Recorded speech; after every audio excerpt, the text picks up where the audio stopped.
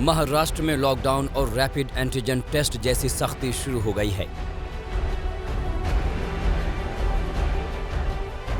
पंजाब में कई शहरों में नाइट कर्फ्यू लागू है। गुजरात के 4 महानगरों में 31 मार्च तक नाइट कर्फ्यू है। तो यूपी में 31 मार्च तक स्कूल बंद कर दिए गए हैं। अब रोजाना नए नए फैसले लिए जा रहे हैं। महामारी रोकना बड़ा चैलेंज है, लिहाजा सख्ती दोबारा अमल में शुरू हो गई है ताकि हालात काबू में किए जा सके।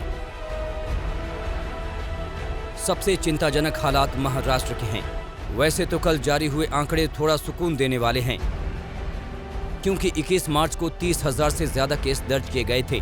कल एक दिन का आंकड़ा 24,645 रहा। वहीं 58 लोगों ने जान गंवाई।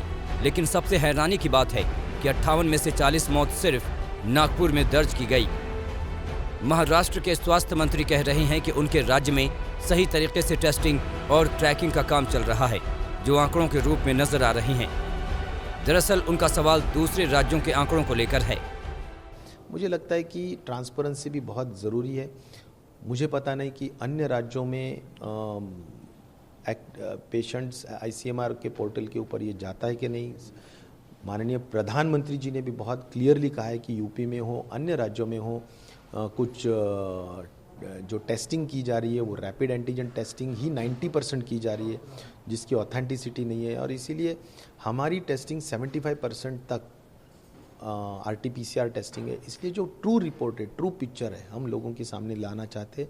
कोरोना में कोई हम राजनीति नहीं है और कोई हमारा छिपाने का कोई वजह नहीं है।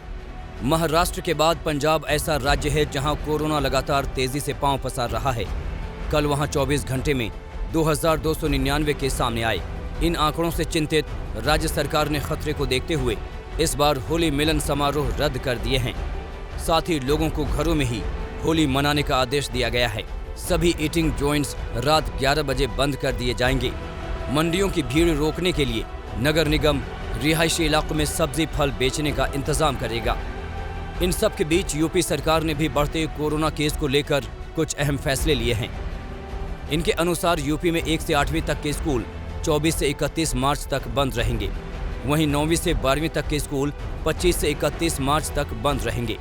पंचायत चुनाव में सावधानी बरतने के निर्देश दिए गए हैं। सीएम योगी ने आदेश दिया है कि हर जिले में कम से कम एक कोविड हॉस्पिटल जरूर हो। यूपी में कल 542 नए केस सामने आए। वहीं दिल्ली में लगातार तीसरे दिन 800 से ज्यादा केस आए। इसके साथ ही राजधानी में संक्रमण की दर बढ़कर अब 1.32% हो गई है। चंडीगढ़ से सत्येंद्र चौहान और लखनऊ से कुमार अभिषेक के साथ पंकज जैन, दिल्ली आज तक।